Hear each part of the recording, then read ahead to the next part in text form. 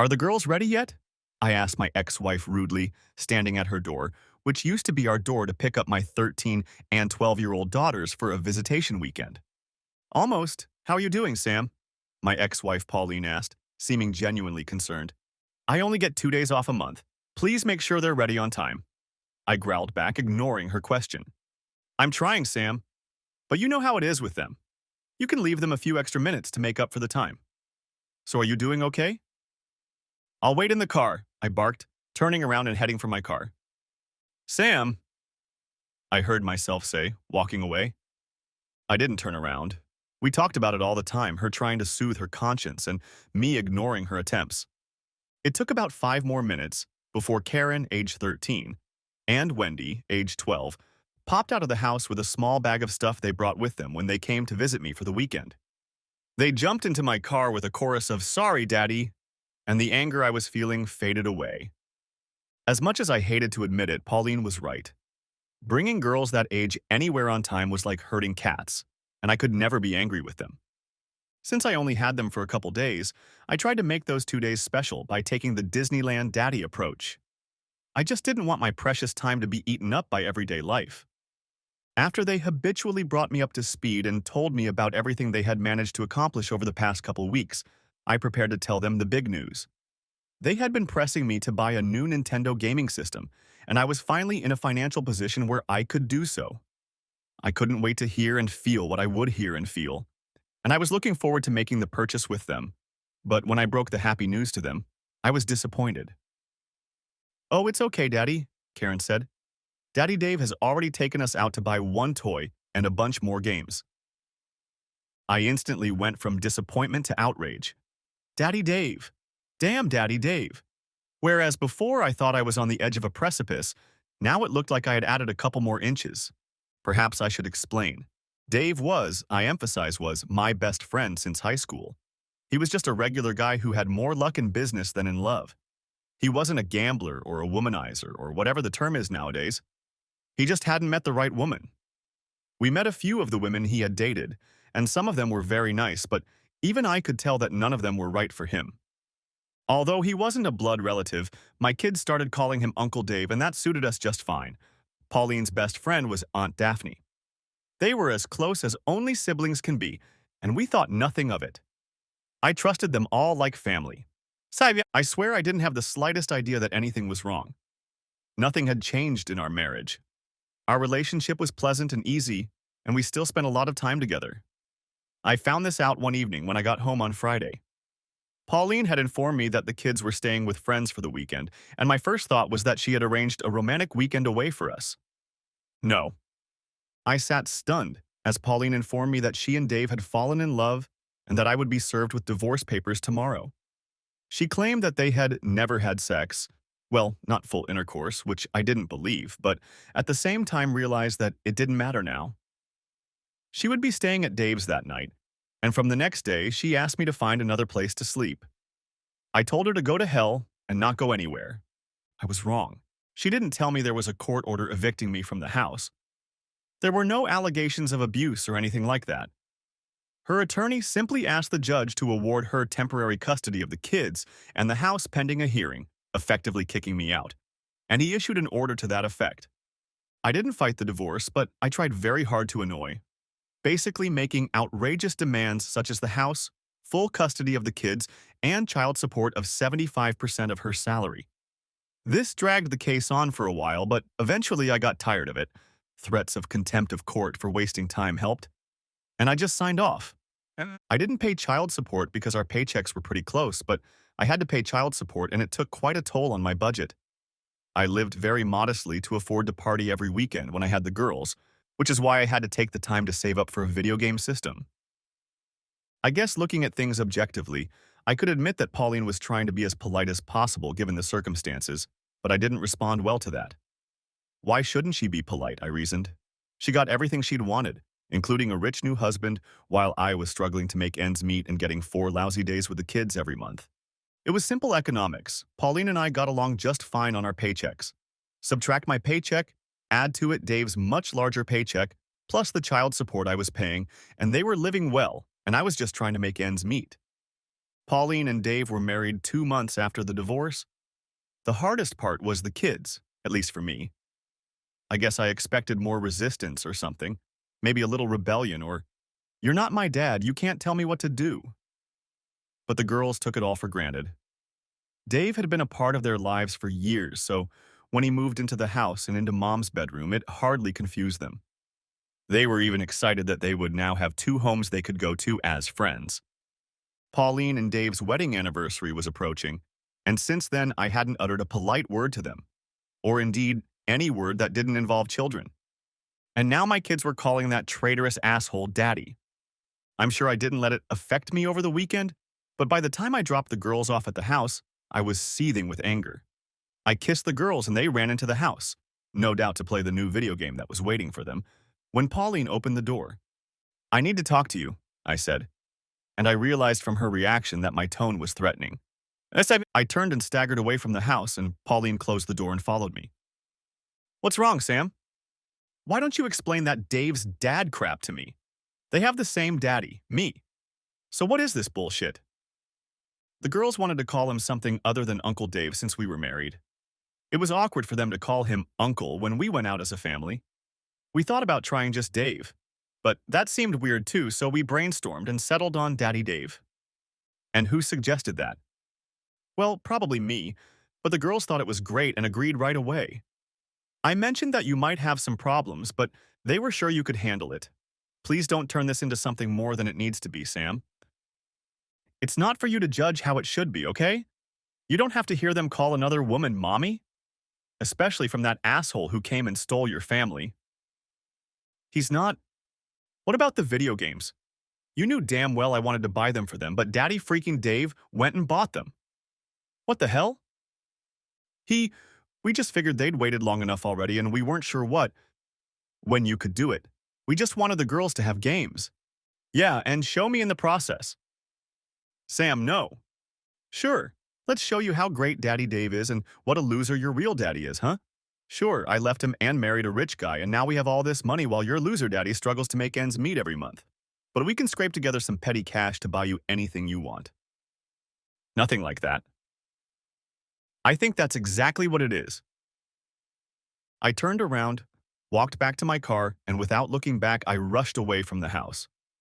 I was so angry I was worried about what I might do, and a life sentence for destroying Daddy Damn Dave's daddy wasn't on my to-do list. It went on like that for the next few years.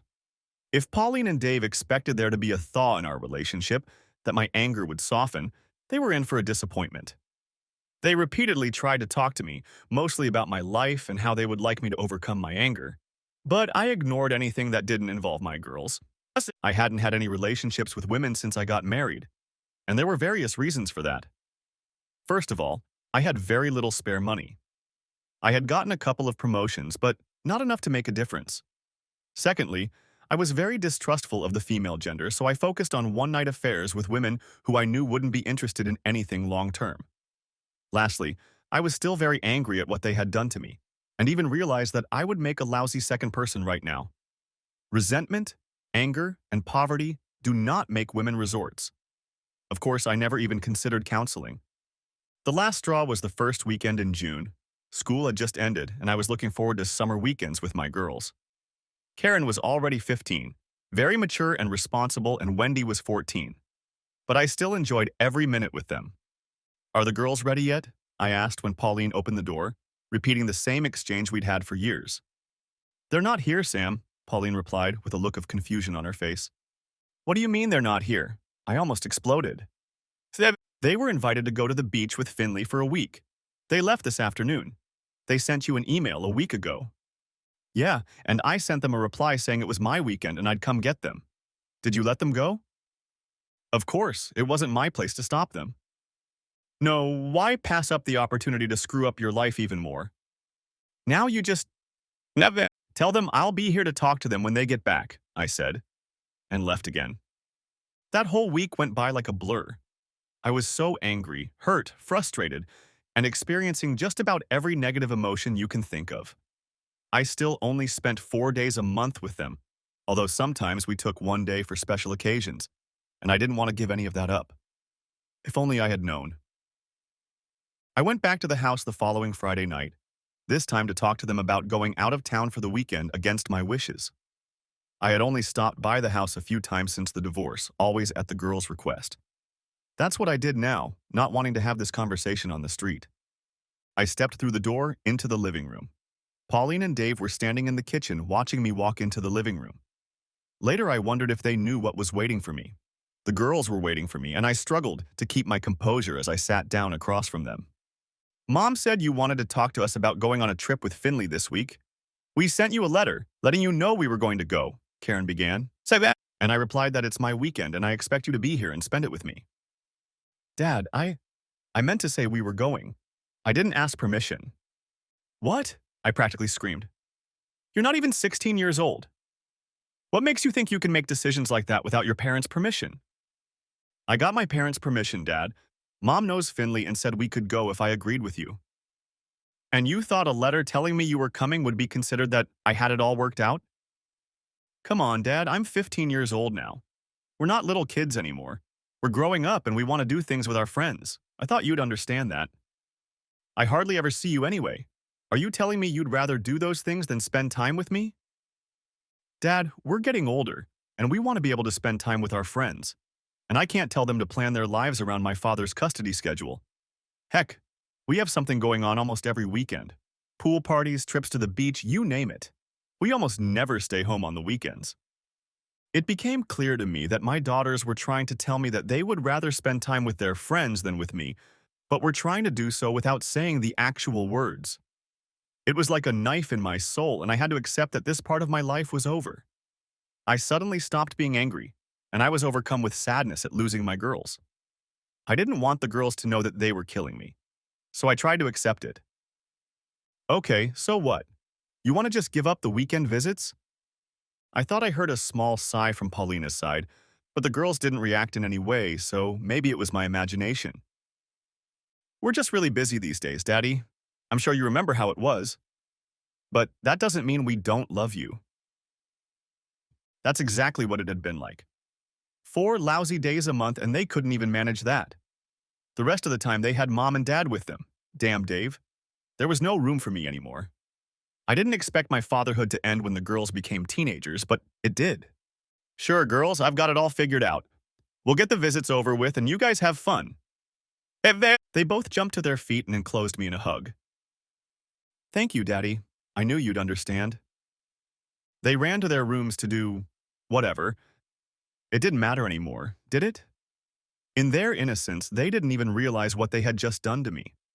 My place in their lives was gone. I stood up and headed for the front door. Pauline moved toward me. Are you okay, Sam? I tried to straighten up, pull myself together. I'm sure I failed, but I tried to make a brave face. Yeah, I'm fine. It'll actually free me up some opportunities I've been putting off. I have a buddy in North Carolina who's been trying to get me out there for a few years now. I headed for the exit, and it seemed to take Pauline a moment to realize my words. She quickly closed the door and tugged my shoulder to turn me toward her. Wait, Sam, you didn't tell me you were moving to North Carolina, did you? Yeah, of course I did. Why wouldn't I? You've heard them. Thanks to you, they haven't needed or wanted me for years. And now they don't need me at all. This is just the end result of the events you set in motion, Pauline. There's nothing here for me anymore. No one who needs me. You abandoned me, and now they've abandoned me. You two are their parents now. I'm out of their lives. Congratulations, you won. I felt tears come to my eyes. I needed to get out of there. I couldn't think of anything more humiliating than to burst into tears right now, in front of the 2 people who had ruined my life. I quickly walked out the front door and headed to my car. It took me until the last minute to put the key in the slot. No fancy remote locks for this guy. It was probably difficult because of the tears. Sam, wait, I heard Dave's voice behind me, and then his hand laid on my shoulder. I didn't say a word. I just turned around and punched him hard in the jaw. He fell but didn't pass out. God, I had waited so long for this moment. Pauline rushed over to him to make sure he was okay while I went through my keys again. Sam, don't do this. They're just at that age. They still love you and still need you, even if they don't realize it now. If you leave, it will devastate them. What do you want me to do, Polly? Sit in my shitty one-bedroom apartment waiting and hoping my daughters will make time for me? Or, more likely, be their backup plan if there's nothing to do over the weekend? It won't be like that, Sam. Of course it will. You heard the same conversation I did. All I was looking forward to was their visits, and now that's gone. You'll break their hearts. I doubt it. But even so, at least I won't be the only one anymore. Sam, you saw how excited they were that they wouldn't have to come to my place for the weekend anymore. Frankly, I doubt they'll even notice, at least for a while. Sam, please don't do this. I never wanted to do this. Maybe you did, maybe you didn't. It doesn't make any difference. Maybe I'll see you again someday. Finally, I unlocked the car door and opened it. Dave finally got to his feet and they both stood with a suitably mournful expression on their faces, though I doubted they meant it. I got in the car and stopped before closing the door. I looked at them one last time. Take care of my girls. They both nodded slightly and watched me pull away. I wondered if they would say anything to the girls. I hoped they wouldn't. I didn't want them spending time with me out of pity or obligation. Obviously, it was time to go our separate ways. The hardest thing about the breakup of a family is the end of dreams. Pauline and I always talked about growing old together, children and grandchildren coming to visit, holidays, and everything else we could think of. The end of my marriage ended many of those dreams, at least for me. But I still looked forward to graduation parties, weddings, and grandchildren, and decided that all of that was now in the past too. Maybe someday I'd be reunited with the girls, but I couldn't shake the feeling that this was the end. I called my buddy Tim and he said he had a job for me. The money would be a little more, although I still had to pay child support. Like I said, they didn't need it, but it was the last contact I would have with the girls, and I wanted to be able to say I had fulfilled my obligations. Just because I didn't want to feel the pain of living so close and yet so far away didn't mean I didn't love them or want to contribute to their lives. I wasn't being entirely truthful when I said that Tim had been trying to get me out to North Carolina for years. In fact, he simply said that he would always have a job for me if I needed one, and it was time for me to take it. There was a clause in the apartment lease that allowed me to terminate it with 30 days' notice if I changed jobs or residency. So I had Tim fax them the necessary letter. I had already paid the last month's rent and just asked to leave a cleaning deposit. I packed everything I wanted into my car, which unfortunately I hadn't even put gas in, and hit the road. I tried really hard to drive, wanting to be there as soon as possible. Mostly because as I sat alone in the car, all my thoughts were occupied by the pain of my girl's rejection. It was raining when I arrived in Durham, and it seemed like some kind of omen. Tim had a home services business, and a place was already set up for me. I mostly did home repairs and handyman work, but I also did pest control. Tim suggested I get training so I could also do electrical and plumbing work, and I told him I would consider it. Tim never married. Instead, he had an endless string of girlfriends. I don't think any of them thought Tim was a long-term guy, but they enjoyed his money and partying lifestyle until something better came along. And that seemed to suit Tim just fine. I loved the job and was very busy during the day, but the nights were hard and I started drinking more than ever, and certainly more than I should have. Most mornings I would wake up somewhere in my apartment in the clothes I'd put on the day before, and I smelled like a distillery. It was all I could do to forget. By the time I showered and put on clean clothes, I usually felt much better, so honestly, I saw no reason to change what I was doing in the short term. It helped with the pain and had no other consequences, although I suppose my liver was having a hard time. A few weeks after I arrived, Tim threw his annual 4th of July party. Tim had a nice house with a big backyard which suited his partying habits just fine. He bought a bunch of fireworks from a nearby stall, which we set off as darkness fell. During the day and evening, we drank, danced, swam, and even played a little volleyball. As was usually the case when I was alone with my thoughts, I became sad and wistful. It had been almost a month and I hadn't heard from them. As I soon learned, Tim's parties were once a month and usually coincided with a holiday.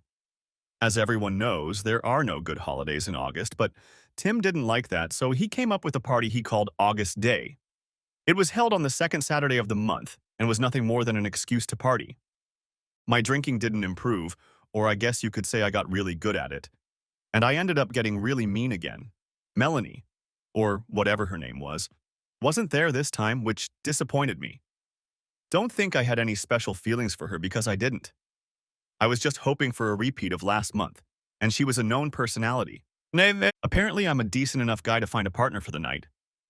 I'm pretty sure I passed out after we were done, and like Melanie, she was gone when I came to in the morning. Tim fed me breakfast, and then I went home to wallow in my misery and loneliness. It went on like that for the next few months, but as I drank more and more, which I in no way expected, my ability to remember my partner's names diminished more and more. The woman from Labor Day was blonde. I remember her being pretty boring. On Halloween, the woman was in costume, so even if I hadn't been drunk, I probably wouldn't have been able to tell you much. Also, it was a masquerade party, so even the people in costumes that don't normally cover their faces were wearing masks. She was wearing a Wonder Woman costume. I'm pretty sure she was a brunette. Tim, being a veteran, used Veterans Day as an excuse for a party in November. It was only a couple weeks after his Halloween celebration, but no one seemed to mind. Thanksgiving was approaching, my first day without girls, and I was already pretty tipsy. I finally heard from my girls. It was on Thanksgiving, but it wasn't what I was hoping for.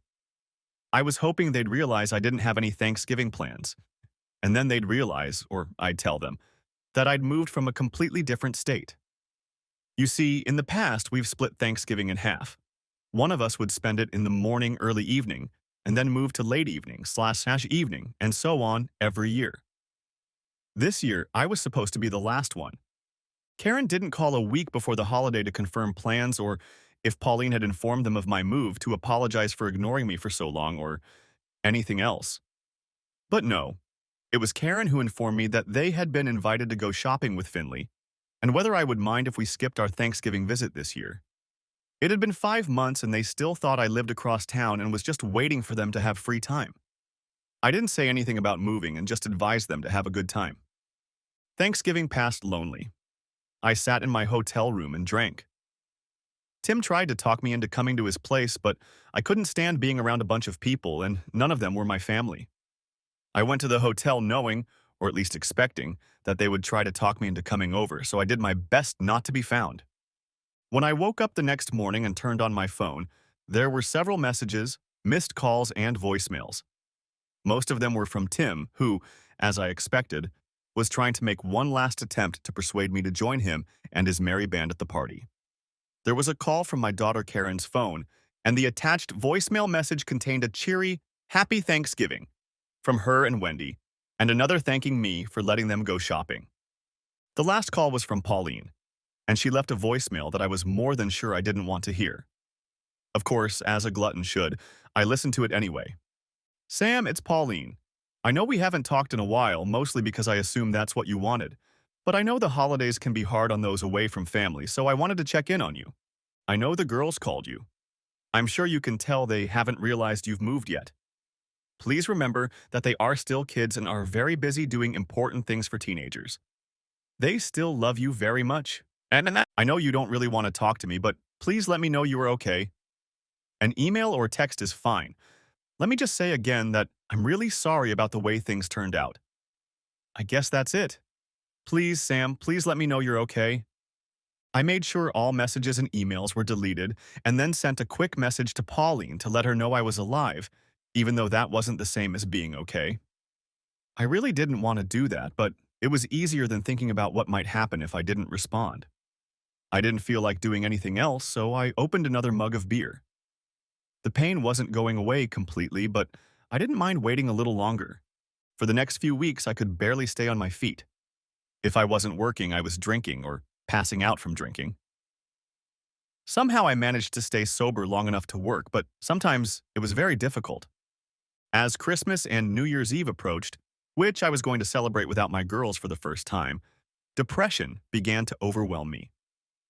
No one had ever felt as bad as I did or experienced what I had experienced, at least in my imagination. Sure, people had it much worse than me, but that didn't stop me from feeling like I was worse off than everyone else. Finally, the call I had been waiting for and anticipating for the past month finally came. First, the girls, whose call I hadn't answered, called and asked about Christmas plans. Since our divorce, we've alternated between Christmas Eve and Christmas Day.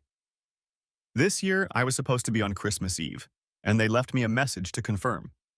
I took a couple days to get emotional, call them back, and have the confrontation that had been brewing for the past 6 months. But a call from Pauline interrupted my intentions.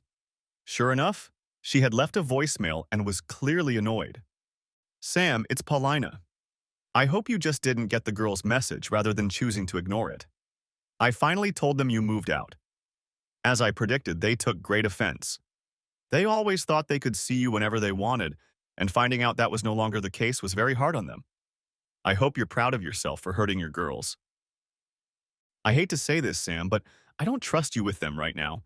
I know you would never hurt them physically, but you seem intent on doing it emotionally to punish them for what I did. I was going to suggest that they fly to you, but I'm no longer comfortable with that idea. Please, Sam, think about what you're doing to them. Don't ruin your relationship with them because you're mad at me. They're just teenagers and they think like teenagers. Please feel free to call me anytime if you want to talk about this or anything else. Merry Christmas, Sam.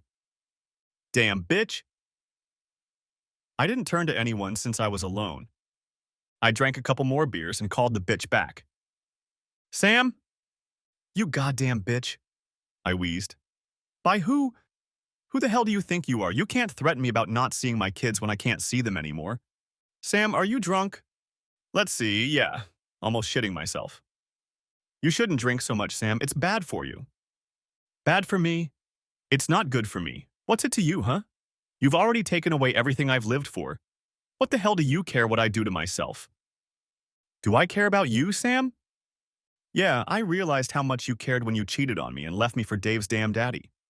I realized how much you cared when you let the kids leave me. I didn't do anything like that. Bullshit, Pauline. Bullshit. Shit. You sent them away on my weekend so they knew they'd never see me again. You're a lying, manipulative, worthless, cheating whore who doesn't care about me. I heard her take a deep breath. Sam, I realize you're drunk and angry, so I'm not going to get into a conversation with you. Why don't we continue the conversation when you've had a little less to drink? Who are you to judge me, huh? Who the hell are you anyway? You're cheating on me. I'm hanging up the phone, Sam. With my best friend, kicking me out of the house and sucking me dry and then judging me. You've got a bloody nerve, Pauline. Pauline? There was no one there. She hung up. Goddamn bitch. I spent Christmas alone. I spent almost the entire day lying in bed. I tried to occupy my thoughts with the various sports on TV, but all the graphics on the screen reminded me that it was Christmas, which only made me more depressed and forced me to consume even more beer. I woke up during the Lakers game, either falling asleep or passing out. I smiled as I watched the Lakers lose to the Rockets by 20 points and then passed out again. In a service company like Tim's, you don't get a lot of free time. We can't just shut down for the holidays like some companies. Tim was contracted by a mortgage company to repair a home that had been destroyed by the owners after it was foreclosed on. There were several of us, including a plumber and electrician. I helped with the drywall work, and it was a fun couple days. These guys knew how to make jokes about anything. It was even nice because when I worked with the other guys over the past few months, they seemed kind of aloof and withdrawn, like they had a hard time accepting me. I thought maybe it was because Tim and I were friends before I even came to work here, but these guys were really nice, and I enjoyed their camaraderie. About mid-morning, I saw Tim's truck pull up to the house. He got out of the driver's seat, and another guy I recognized but couldn't name got out of the passenger seat. They walked into the house together, greeted the crew as they entered, and then headed toward me. Hey, Sam, can I talk to you for a minute? Sure, Tim, I can always make time for the guy who signs my checks. This was meant to make the boys laugh, and it succeeded. Tim, however, smiled weakly. Let's go outside for a minute, Tim said, turned and headed for the exit with me obviously intending to follow. Once we were outside, the other guy stepped aside, obviously to give us some privacy. What's up, Sam? He asked. As good as could be expected, I guess, I replied, wondering where this was going. Okay. Have you been drinking anything? Only every night for the last 6 months, I laughed. Tim only smiled weakly and chuckled softly, but there was nothing funny about it. Yeah, I know. I mean today, he said, and his face suddenly became very serious. What? No, Tim, of course not. Good, I'm glad to hear that, but do me a favor, blow into this. He pulled a small white device out of his pocket and held it out to me. I looked at it warily. What's this? It's a breathalyzer. I just need to make sure. I looked back. The other guy was looking at me, as were my coworkers when I looked back toward the house, though their faces suddenly disappeared from the windows. I guess I wasn't as one of the guys as I thought I was. Tim had no reason to be here unless someone ratted me out. Well, I may have had a beer this morning, I hesitantly replied, knowing he wouldn't be happy about even that. Oh, that's not so bad then, he replied, handing me the breathalyzer again. Realizing there was no way to avoid it, I reluctantly took the device and blew into it. I didn't know what the end result would be, but I knew it was no good. Tim took it from me and looked at the display. The small smile on his face immediately disappeared. You failed 004, Sam. That's more than a beer this morning. Yeah, okay, but I'm not even close to being legally drunk. That's for driving, Sam. But if something happens on a construction site and OSHA comes and checks you out, they'll find you're intoxicated and I'll get nailed. Not to mention the potential liability if someone gets injured. Tim, I'm fine. You're not okay, he snorted.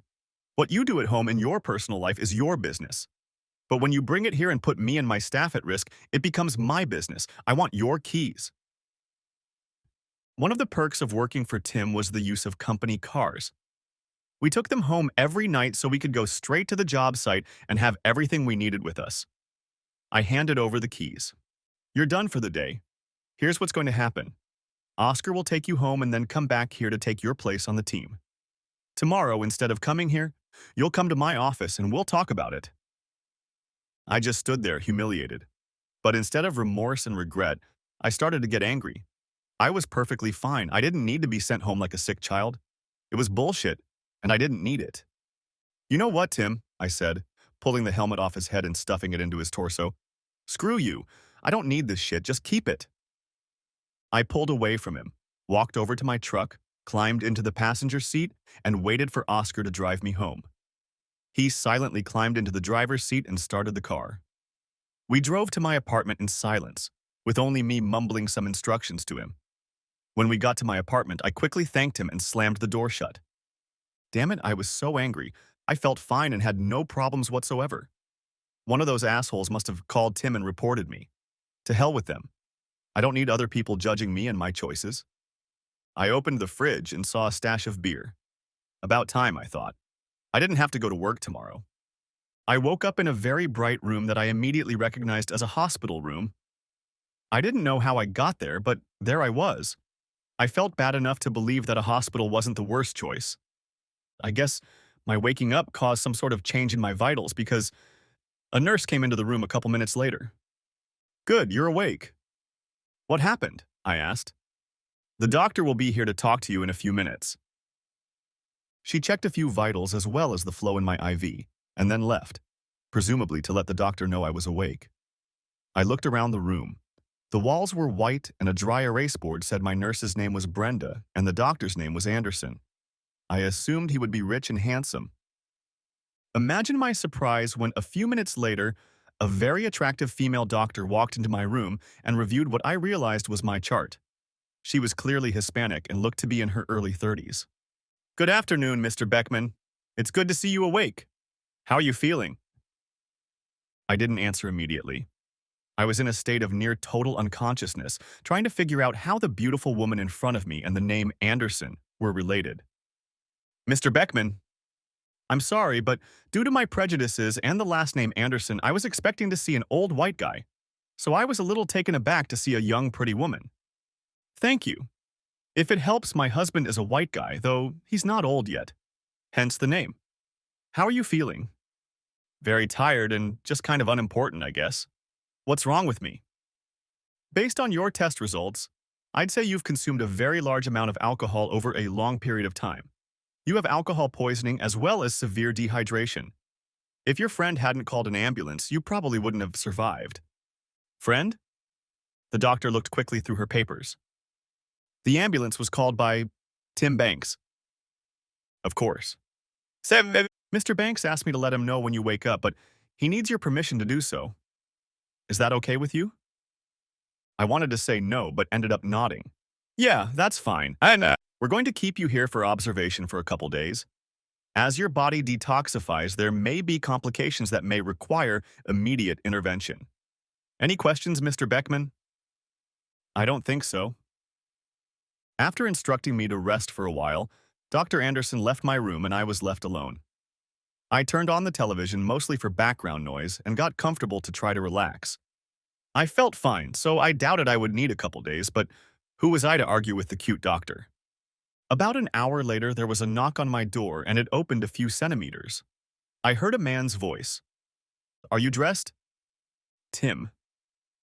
Yes. He entered the room with his laconic gait. He stopped 5 feet from the bed. How are you doing? I'm going about my life. I haven't decided if that's good or bad yet, I replied with a half smile on my lips. I guess a thank you wouldn't hurt. It's not necessary, Sam. You can thank me by getting well and getting back to work. I didn't think I still had a job. Yeah. What, you think you're the first employee to tell me to back off? Sam, we've been friends for a long time and I'm doing everything I can to help you get through this. I don't agree with all of your decisions and frankly, I don't think all this complaining is worth it. My advice is to get off your ass, get your act together, and rebuild your relationship with your kids. What Pauline did destroyed your marriage and destroyed your family. Don't let her ruin your life.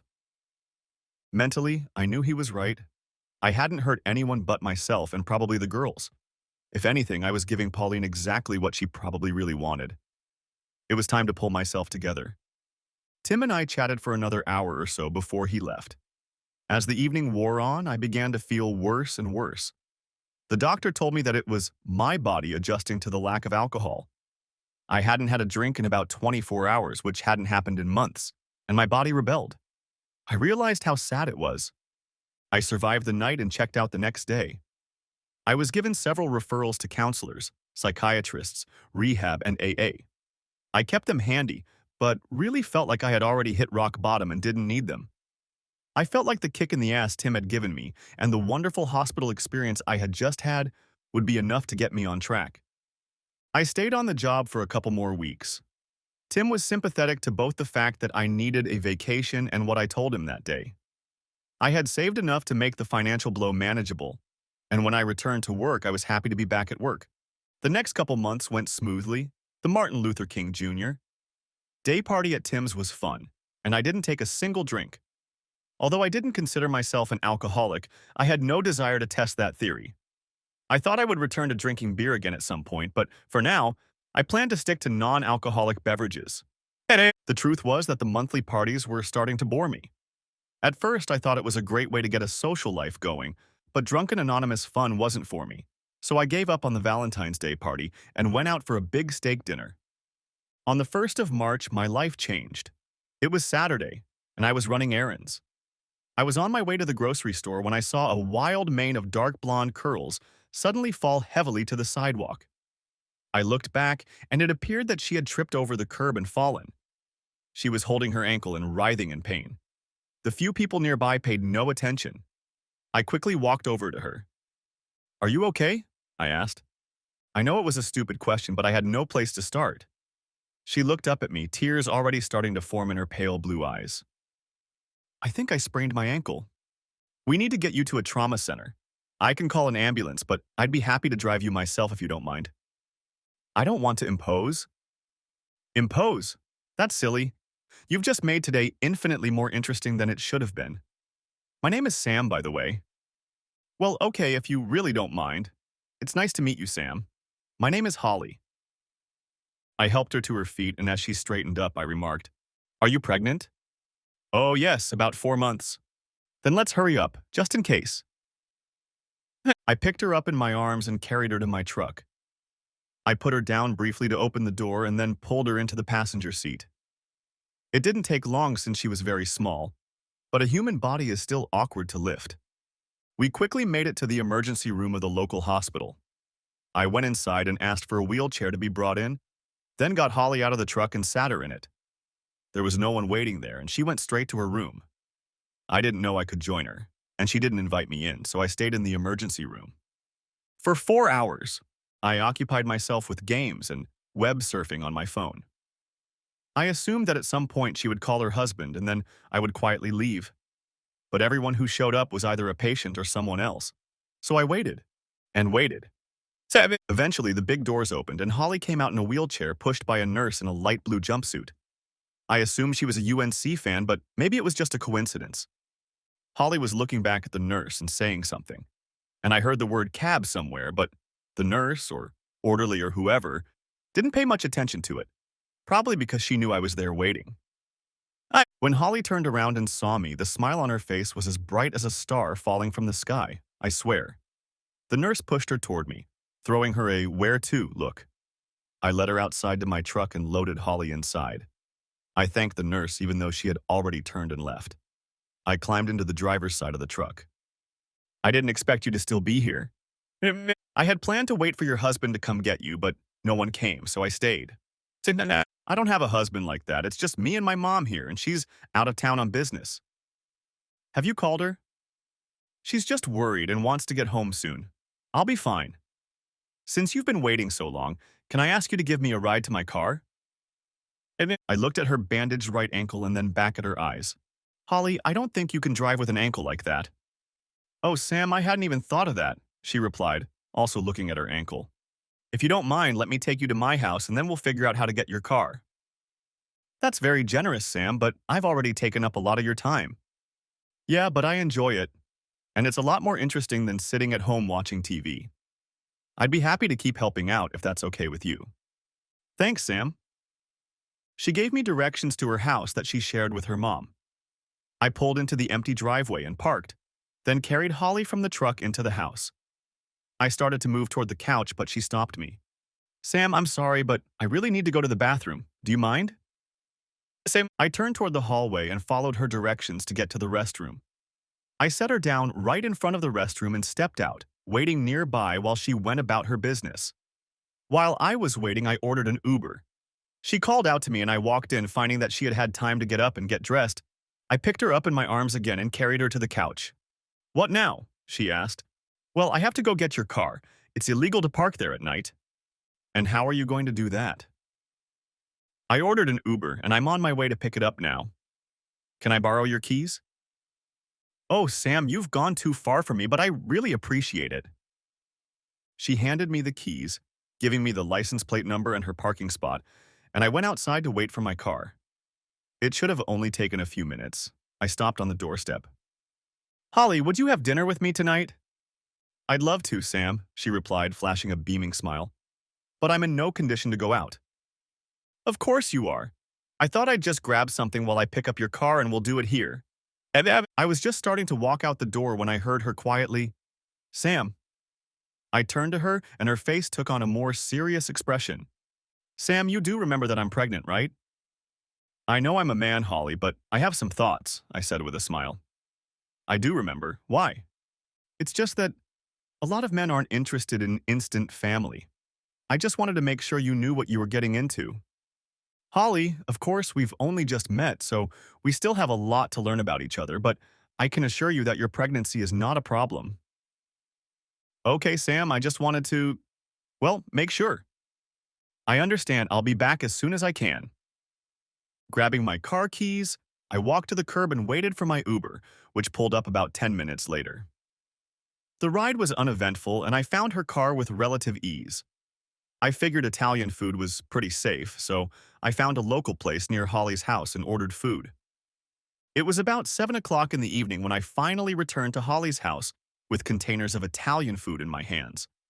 I found Holly sitting in the same spot, but she had already changed into a dress. I said, "I wanted to look pretty for our first date." "Nah, then you could have stayed the same as you were, but somehow you still managed to look better." She smiled at me as I went to put food on the table. By the time I came back for her, she was on her feet and slowly, albeit on crutches, made her way towards me. I moved to help her, but she stopped me. "I need to practice. Mom won't be home for a couple days."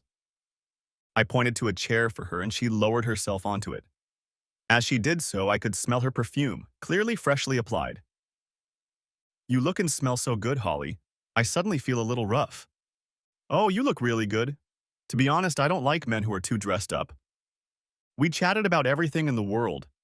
I told her about my job at Tim's company, Durham Commercial Services, and she told me about her part-time job at the local car dealership where she works in the title department. Her mom works as a legal secretary and is her main source of income. Her father left when Holly was 5 years old, and she hasn't seen or heard from him since. She was an only child. I told her about my marriage, or rather the end of it. She was shocked by what Pauline had done, but didn't seem very pleased with the way I'd dealt with the Karen and Wendy problem, though she didn't say anything. And to be honest, when I said it all out loud, I wasn't particularly pleased with myself either. I hated to say it, but Pauline was right. They were acting like teenagers, and I had to act like an adult. I had to figure out how to fix it. I deliberately avoided talking about how she ended up 4 months pregnant, with no husband or boyfriend. It was none of my business, and I didn't want to seem judgmental. At one point, her phone rang, and I went out to leave her alone with her mother. It was a beautiful night. A light breeze was blowing, and the clouds were blocking out most of the moonlight. I looked up at the sky, thinking about the beautiful blonde girl in the house behind me. It had been a few years since my marriage had broken up, and I hadn't been in a long-term relationship since, but suddenly I thought it was time to consider the possibility. Do I really want to spend the rest of my life alone because my first choice turned out to be a cheater and a conniving bitch? Heck, I need to deal with the emotions Pauline was instilling in me. After I finished talking on the phone, Holly poked her head out the door to let me know I could come back in and thanked me for my privacy. We spent the rest of the evening on the couch talking about everything in the world except the fact that there was a baby growing in her belly. She didn't propose. I didn't ask. Before I knew it, it was past midnight, and the yawns we both let out signaled that it was time to call it a night. She got up and walked, on crutches, me to the door. We exchanged a brief kiss, nothing more than a smooch, and agreed that I would come over tomorrow to spend Sunday together. I drove home like I was on a cloud. I slept very well. The next day, I arrived at her place around 9 a.m. with breakfast, which I picked up at a cute cafe near my house. The French toast, sausage, and hash browns cost me a tidy sum, but I didn't care. I knocked on the door and waited patiently. Holly was on crutches, after all. When the door opened, she had clearly just gotten out of bed. "God, do you really get up this early every morning?" she said, squinting her eyes and smiling. "The perils of the job. Construction starts early. Heck, I sit up and wait a decent hour." "Well, you did bring breakfast, so I guess you're forgiven." We exchanged another brief kiss, after which I busied myself with making breakfast while she waddled over to her chair. She raved about the quality of the breakfast, and I knew she would since I'd eaten here before. And I suggested we spend the day traveling through the countryside. I had been living in North Carolina for a few months by then, but hadn't traveled anywhere except for work and Tim's parties. So that's what we did. It was a beautiful day and we had a great time. We spent some time at the museum, which thankfully had courtesy motorized carts, so Holly didn't have to walk. We had lunch at a small local diner and spent a couple hours just sitting in a park we happened to be passing by. It was very relaxing, and I noticed that Holly often goes out of her way to make contact with me. Just her palm on my hand or her shoulder leaning against me, but the contact was still there. When we got back to her house, she was very tired and her leg was really sore. I bathed her and covered the brace with plastic to keep it dry. I entertained her while she took her bath and then helped her into bed. We agreed that I would visit her after work the next evening. She usually worked on Mondays, but she was going to take a few days off to relax. I brought along some tacos from a local family taqueria, and we talked some more. While we talked, I gave her a foot massage and soon she dozed off. I tucked her into bed and got ready to leave on my own. As I was leaving, she sleepily thanked me for coming and reminded me that her mom was coming home tomorrow. Before I realized what that meant, she was already asleep. Walking out to the car, I figured she was letting me know that since her mom was coming home, she didn't need me. The next night I was sitting in my apartment preparing to watch a documentary about World War II and somehow forced myself to eat a frozen meal. What's with the Salisbury steak? When the phone rang. "Hello? Where are you?" Holly's angelic voice asked. "I'm home." "Why aren't you here? I thought you were coming." I thought you didn't want me there since your mom was coming home. You even reminded me of that before I left last night," I replied, a little embarrassed. "Ah, men, I told you that so you'd be ready to meet her. We've been waiting for you already." "Okay, I'm on my way." Holly met me at the door with a lingering kiss and put her arms around my neck. I could get used to this, I thought. I walked into the house and Holly's mom, Barbara, was already carrying food to the dining room table. If it weren't for the age difference, they might have been twins. Barbara had the same wild mane of blonde curls, although her hair was more well-groomed than Holly's. She was in great shape and probably weighed only a little more than Holly. I moved toward her, expecting a handshake, but she pushed my hand away and hugged me tightly, giving me a motherly kiss on the cheek. I'm so glad to meet you, Sam. Holly has told me so much about you. It's my pleasure, Miss Allison. Please call me Barbara. And for the record, Allison is Holly's last name, not mine. My last name, believe it or not, is Smith, thanks to my last husband. He was number 3 if you counted by the count. And I don't intend for there to be a number 4. I glanced at Holly and she only rolled her eyes at her mother's revelation. I guess that was helpful. Since the food was ready, I quickly washed the dishes and we sat down to eat. Barbara had made stuffed pasta and garlic bread, with fresh garlic diced as it should be. And it was delicious. I apologize for the confusion, Barbara. I realized that Holly meant that since you were coming home tonight, I wasn't expected. That's all right, Sam. Misunderstandings happen. I was just happy to meet Holly's new boyfriend. I glanced at Holly at the word boyfriend, and she smiled back at me. Like I said, she's told me quite a bit about you. I understand you're in the construction business? I work for a company called Durham Commercial Services. Part of it is construction work, drywall and the like. But we also do pest control, electrical, and plumbing. I guess it's not so much construction as home maintenance. Do you enjoy it? I like working with my hands. My boss has hinted that I'll be given a chance to be a project manager in the near future. What do you do for a living? I'm a legal secretary. I work directly with the senior partners, so I have a lot of late nights and I travel a lot. By the way, thank you for coming to take care of Holly when she was injured. It was my pleasure, Barbara. I haven't had anyone to take care of in a long time. I felt myself sinking into thought as the faces of my girls came to mind. I think I came to my senses pretty quickly, but Holly and Barbara had expressions that made them realize what had happened. We chatted non-stop during dinner, and then I got busy cleaning up. By the time I was done, it was late. Holly and Barbara seemed to say goodnight to each other, and then Barbara came over to me. I'm really tired, so I'm going to go to bed. Traveling is taking all my energy. It was nice to meet you. She gave me another hug and a kiss on the cheek before heading down the hallway to her bedroom. The house itself was modest, with 2 bedrooms and 2 baths. Barbara occupied the master bedroom in the back of the house and Holly occupied the other, using the second bathroom that was across the hall. Holly asked me to turn off the lights while she watched a movie on Netflix. They had one of those deep couches, so we had plenty of room to lie down together. I positioned myself behind her on her left side and she positioned herself in front of me. It was some kind of romantic movie, but all I could focus on was the beautiful woman in front of me.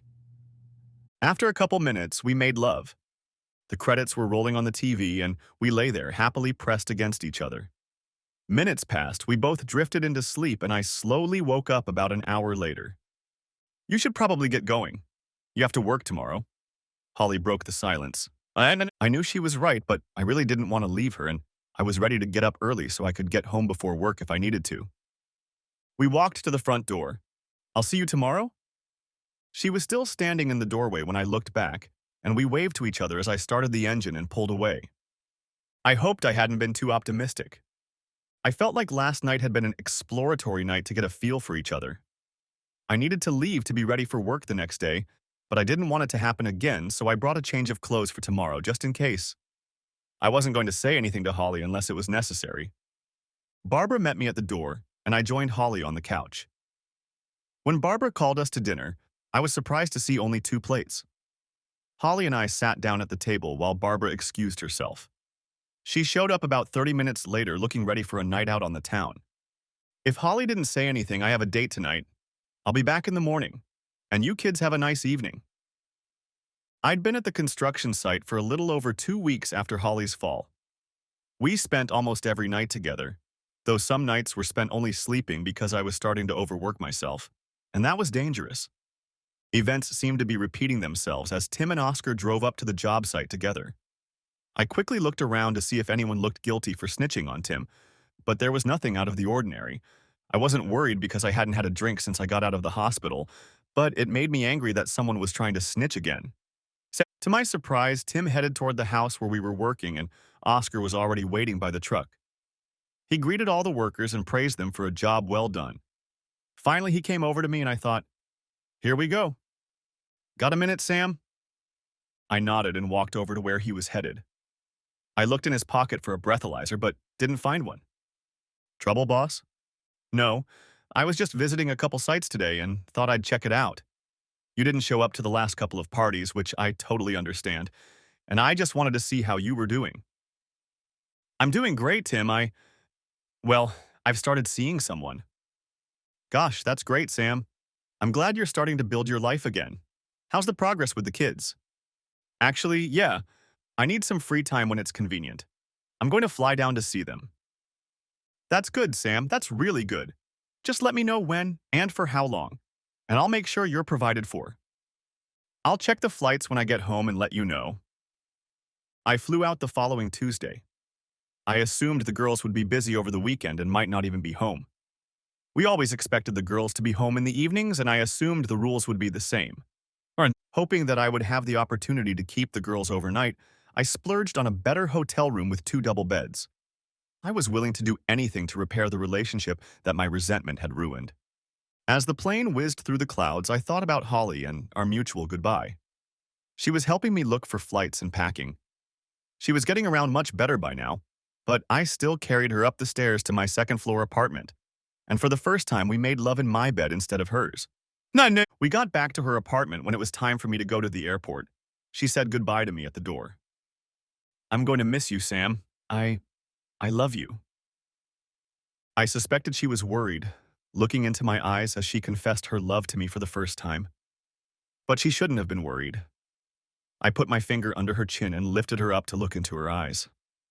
I love you too, Holly. I'll be back as soon as I can. She smiled widely and hugged me again, and then I pulled away. The warm feelings didn't leave me all the way to Austin. My flight landed in the middle of the afternoon, so I grabbed a bite to eat and checked into my hotel. I bought a few things at the store that I thought I would need for my stay at the hotel and waited. The girls would come home from school around 4:30, and I assumed that would continue to be the case. Then there was usually homework until dinner was ready. I wondered if that was the case and decided to stick with that assumption until I found out otherwise. It was 5:15 when I pulled up to the house in my rental car. Pauline's Toyota was parked in the driveway, along with an unfamiliar old Nissan. Dave's car was nowhere to be seen, so I figured he was still at work. I expected someone to come out of the door as I walked up the driveway, but no one was there.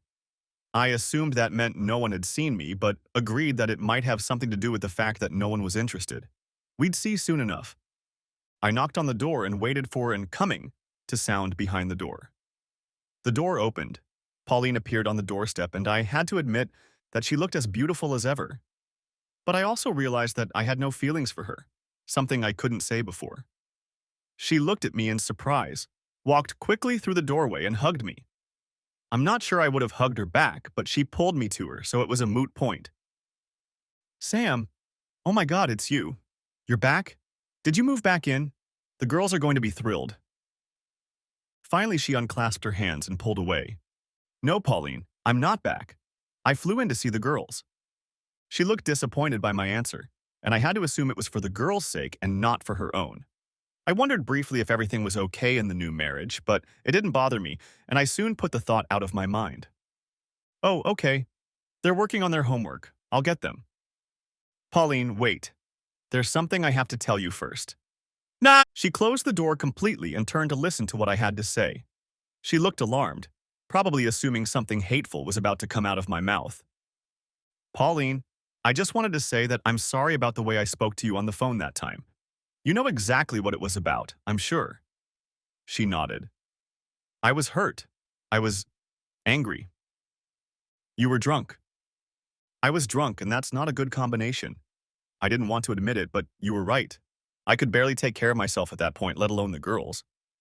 But no matter what, you didn't deserve to be treated like that, and I wanted to apologize. Thank you, Sam. I really appreciate it. It's been a difficult time for everyone. How long are you in town for? I'm flying in on Sunday. I was hoping the girls would stay with me for at least a couple days. Why don't you leave them the whole time you're here? I'll pack them up for a few days. I'll be very grateful to you. Thank you, Pauline. Sam, could you come here tomorrow to talk after you take the girls to school? Just you and me. I had expected this. Pauline was always trying to get me to talk about it. I assumed she mostly wanted to deflect blame, but apparently it was time for a new conversation. Taking a deep inhale and exhale, I replied, "Of course, Pauline. I can do that." She probably took my agreement as more than it was, but seemed pleased and smiled. "Good, tomorrow then. I'll go get the girls and have them get ready." Not a minute later, the front door swung open and my girls came running out, raining down on me the kind of cheers that would make any midfielder proud. I couldn't make out any full sentences, but there were plenty of "I'm sorry, we're sorry," and "I love you." Finally, we were down on the lawn, me lying on my back and the girls sprawled out on top of me. They seemed to have grown a lot in a very short time. They were still trying to talk at the same time, and I held up my hand to stop them. "Yeah, girls, you don't need to apologize and you don't need to forgive. I was an adult. Well, I should have been an adult. And what happened was my fault. I'd already lost your mom, and I felt like I was losing you too, and I didn't handle it very well." "Yes, Dad, but we could have been more careful," Wendy said. "But then you would have given teenagers all over the world a bad reputation," I laughed, breaking the tension. "Look, girls, we can blame each other, but I'd rather focus on moving forward. Your mom said I could keep you at my place until I get home on Sunday, so pack your bags." "Oh, Dad, but this weekend—" "Don't think about this weekend, young lady," Pauline interrupted. "Now go and pack." I watched the girls run off, making sure they were out of sight. "This weekend?" I asked Pauline. "Oh, we were planning on taking them to the lake this weekend. Dave's parents have a house there. It's nothing that can't be postponed. This is more important." "Thank you, Pauline. I didn't mean to disrupt your plans." She nodded in response and then went to check on the girls. I walked over to my rental car, made sure it had room for their bags, and soon we were on our way. We pulled into the hotel and unpacked their bags. They both laid down on the bed they were to share and looked around. We went to Texas Roadhouse for dinner, and I groaned in disgust when Karen ordered a salad. Okay, it was a big salad, and it was very tasty, but damn, it's a steakhouse. However, Wendy did me the honor of ordering the steak as well as the baked potato. Sometimes you have to live a little. We spent the evening learning about their lives. Karen found herself a boyfriend. Is any father ready for his daughter's first boyfriend? His name was Rob, and he was in several of her classes. She showed me a picture, and he looked pretty cute, but I was once a teenager, so eventually I had to get them to do their homework. I just relaxed and sat online, glad that my anger and bitterness only cost me time with my daughters and not my daughters themselves. A couple times they caught me just looking at them. They would smile, I would smile, and then we would both go back to our business. It was all very sweet. The next morning I drove them to school and then made the dreaded trip to my old house to talk to Pauline. Honestly, I didn't see the point of it. We were divorced, had been for years. I was willing to talk about the kids since I now wanted to play as active a role in their lives as I could, despite the distance between us. But I doubted that was what Pauline meant. I had barely reached the front door when Pauline opened it in anticipation of my arrival. She put a glass of water in each of us, and we sat down at the kitchen table.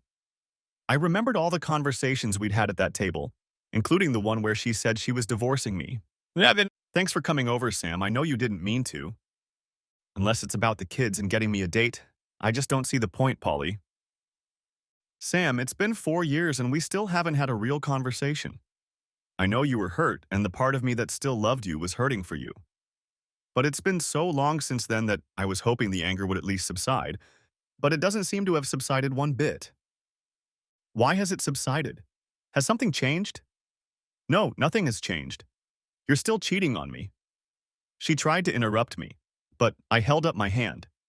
"It doesn't matter if you had sex with him before you served me or not. You still cheated on our marriage. You spent time with him. You lied to me about where you were.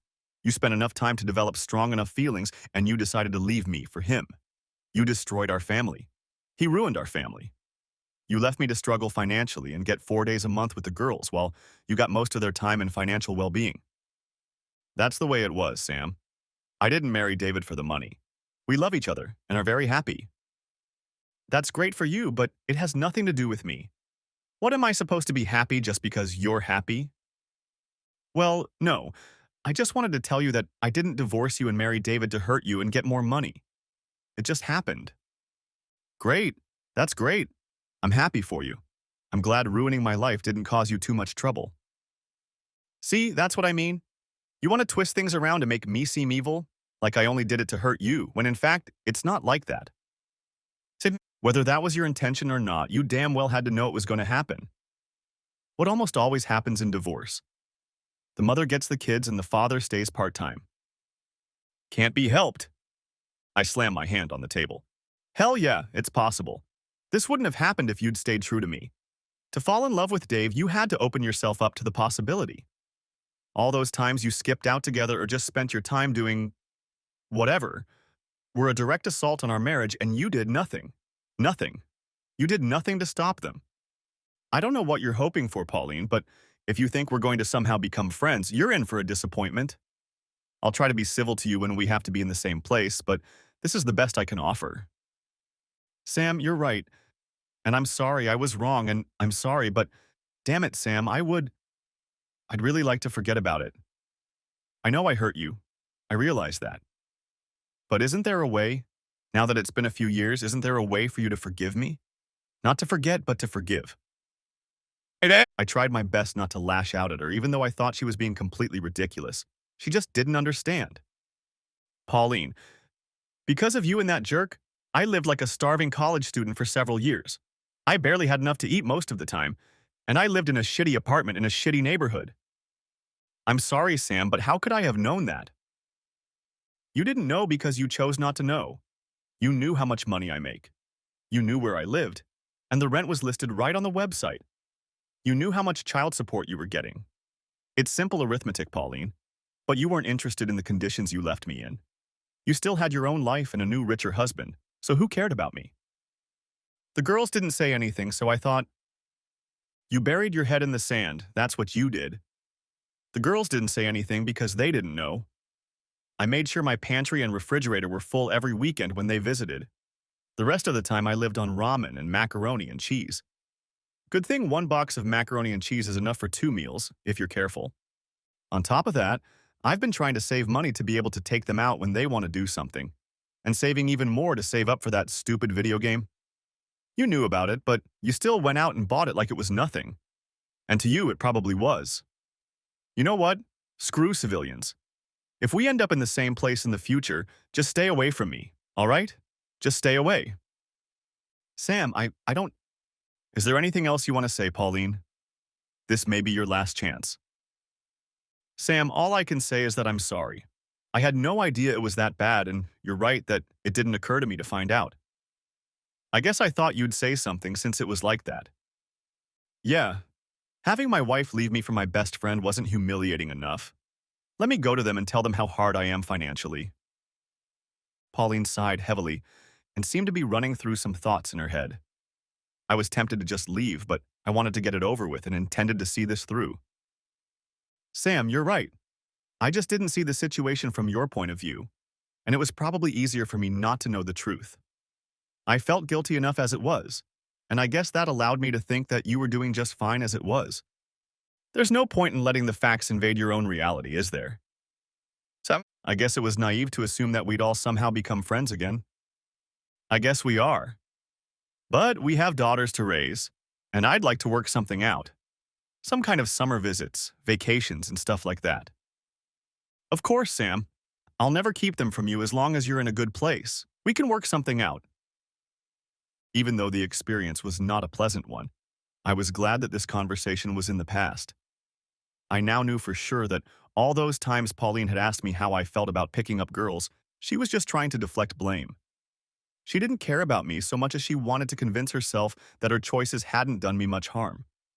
I picked up the girls from school and we headed to a nearby miniature golf course. We kept score and had a great time. We went back to the hotel and I assigned them homework. I ordered pizza and we talked over dinner. This time it was my turn to answer questions. I told them about my life in North Carolina, kept silent about my excessive drinking, and apologized again for my behavior. They assured me that I was forgiven and were just happy that we were back together. They were especially happy to be able to spend time with me in North Carolina. I also told them about Holly. They were surprised that I was dating a pregnant woman, and I asked them to tell me more about it. Geez, Dad, Wendy said. You're almost done with us and now you can start over. That's 18 more years. You know you're almost 40, right? The smile on her face was precious. We'd always been able to banter with each other, and I was glad we hadn't lost that. I think I remember that, though with my advanced age, I can't always remember such complicated things. I'm already planning to buy a modified wheelchair to keep up with the young guy. We all burst into laughter. It was so nice to be with them again. When dinner was over, they went back to their homework and I went back to surfing the internet. I didn't want to disturb them watching TV, and it didn't look like there was anything worth watching. I called Holly when they were already asleep and brought her up to speed. We talked for about an hour, expressing how much we missed and loved each other. I explained that I was hoping for dates, and she said she couldn't wait to see them. After hanging up, I headed to bed. The rest of the visit was similar. Dinner on Friday, bowling and mini golf on Saturday since we didn't have to worry about school. I had an early morning flight on Sunday and wanted to spend as much time with them as possible, and they certainly didn't mind. If they wanted to be with friends or at the lake, they kept their heads down. Sunday morning, I drove them to the house. At the girls' insistence, I went inside and said goodbye to Pauline. I tried to be a good role model, but it still took all my energy. I hadn't seen Dave the entire trip, and today was no different. I figured he was deliberately avoiding me. The plane ride home was bittersweet. I was sad to part with my girls, although I was glad that everything was fine when I left, but I missed Holly dearly and looked forward to being with her again. At the airport, I caught a cab and went straight to her house. Barb opened the door and directed me to Holly's bedroom. "She's waiting for you, if you know what I mean," she said, smiling and winking at me. By the time June came around, I had moved in with Holly and Barbara. I was staying there almost every night as it was, so when the lease was up, I didn't bother. This allowed me to save quite a bit on rent, although I insisted on contributing to the household expenses. Since the girls' schooling ended at the end of the May, I sent them to visit for a couple weeks in mid-June. This allowed them to relax for a week after school and socialize with friends, but still stay with me in North Carolina for Father's Day. Holly bonded with them right away, and vice versa. While I was slaving away at work, Holly would take them out for manicures, movies, or whatever. Karen and Wendy raved to me every night about how much fun they were having and asked me when I planned to propose. I confided in them that I already had the ring and was just looking for the right time. I think they liked being kept in the loop on all of this. There were many tears as we saw them off on the return flight the last weekend of June. I was hoping they would visit us again before school started in August, but there were no guarantees, and the next time they would come was Thanksgiving. I was hoping I could travel to Texas to see them, but due to work and Holly's soon-to-be birth, I wasn't sure if that would work out. Wanting to celebrate the 4th of July anyway, we made plans to attend Tim's party.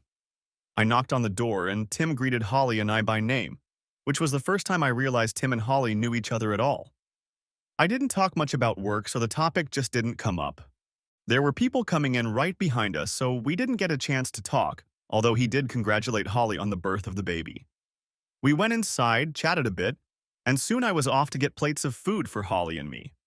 Holly had become simply voracious over the last month or so, and even as I loaded my plate, I knew I would get less than half of the food. Tim came up to me as I was adding pasta salad. "You didn't tell me you were dating Holly," he began. "I didn't know it mattered," I replied. "I didn't even realize you two knew each other until today." "It's a friend of a friend of a friend. She came to a few parties last year. The last one was for Halloween, I think. She was there in a costume."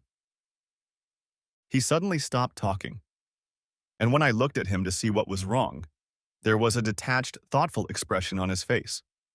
I watched him for a while before interrupting his brooding. "What's going on, Tim?" He snapped out of his trance, but his expression remained the same. "How far along is she?" "About 8 months. Why?" "Just, Sam, do you remember the Halloween party?" "Some of it, I guess. I was still drinking then, so not much. Again, why?" "Well, I guess you don't remember, but you slept with Holly that night. I saw you go into one of the spare bedrooms." "Sorry to correct you, buddy, but I do remember one thing about that night. My date had dark hair, and Holly's, as you can see, is very light." I know, but Holly was dressed as Wonder Woman that night, complete with a dark wig. And of course, she was wearing a mask like everyone else. I paused and thought back to that night. I allowed that it could have been a wig. But even if it was true, and Holly and I had slept together anonymously months before we met, I didn't see the point in having this conversation. Okay, let's say you're right, so what? Look, Sam, Holly broke up with her boyfriend a few months before, and they'd been together for years. More specifically, he left her for someone 10 years younger. Neither of you were making good decisions at the time. I don't know anything at all about Holly's sex life, about whether you were the only one she was sleeping with at the time, or even that night. Tim, what? Sam, the Halloween party was 8 months ago and she's 8 months pregnant. Sam, it could be your baby. Tim's last 5 words crashed into my brain with such force that I was at a loss for words. Could it really be true? Holly and I hadn't talked much about our recent past. She knew about my marriage and how it had ended, and that for a while I'd found solace in alcohol. But we never talked about my one-night stand relationship or how she got pregnant. It was time we did. And I set my plate of food aside and went in search of Holly. She was in a small group of other ladies and smiled when she saw me. I was expecting you to have food, babe. I'm really hungry. Eating for two, remember? I know, it's just... We need to talk. I took her hand and led her to one of Tim's spare bedrooms. Holly saw the look on my face and immediately became concerned. Sam, what's wrong? She asked as I sat her down on the bed. Holly, I never asked how you got pregnant. I always thought it was your business, and if you wanted to share, I knew you would. But now, I feel like I have to ask. I always thought it was my business. May I ask why you feel you need to know this? Do you trust me, Holly? Completely, Sam, with my life. I have a reason, I promise. And I'll tell you when we're done. But right now, can you just tell me what happened? Today, she lowered her head thoughtfully, then looked up at me and said, Terry broke up with me a couple months before. We'd been together for years, and he kept saying he didn't need a marriage certificate to commit to life. He left me for some 20-year-old blonde with huge artificial breasts. It was a disaster for me. What did you do? I know a lot of women get promiscuous to prove how desirable they are. I withdrew into myself. I didn't go out. I ignored people who tried to help me. I was very depressed and allowed myself to shut down. My mom let me do this for a while, but eventually started pushing me to do something about it. Eventually, I agreed to go with my friends to Tim's Halloween party. I had met Tim before, but didn't really know him, although my friends had told him what had happened, so he was okay with me coming. He was always good with names. I've never been a big drinker, so although I didn't drink much that night, I was pretty drunk. I saw this guy at the party. I was really horny, and we ended up in one of the bedrooms. He's the father of my baby. I'm sorry, Sam. I never wanted to tell you about this. It's okay, Holly. It's really okay. I know it's going to be very personal, but everything makes sense, you know? Okay? Are you sure he's the father? I mean, there was no one else there that night or around that time? She threw me an amused look, clearly increasingly interested in why I was asking, and for a minute I thought she was either going to get angry or just say it was none of my business, but then she answered. No, Sam, not with anyone else. I haven't had anything with anyone since Terry broke up with me, and I didn't until our wonderful first time together. What did this guy look like? I don't really know. He was taller than me and in good shape, but we were all in costumes and masks. What kind of costume did he have? Sam, what? Please, Holly, this is very important. It was a Scottish costume. He was wearing a loose white shirt and, hell, what do you call them? A skirt? A kilt. Yes, a kilt. He was wearing something that looked like a beret, and he even had this ridiculous set of kids' plastic bagpipes. While she talked, I searched for pictures on my phone. Finally, I found the right series of pictures and held it out to Holly so she could see it. Did he look like that? No. Her eyes widened at the sight of the image on the screen and she jumped to her feet. This is him. What the hell is going on here, Sam? Why do you have a picture of him on your phone? I kind of took it in stride, but you owe me an explanation of what's going on. Baby, I'm sorry I upset you. I just wanted to make sure before I said anything. What the hell are you sure of? Holly, the person in that picture is me.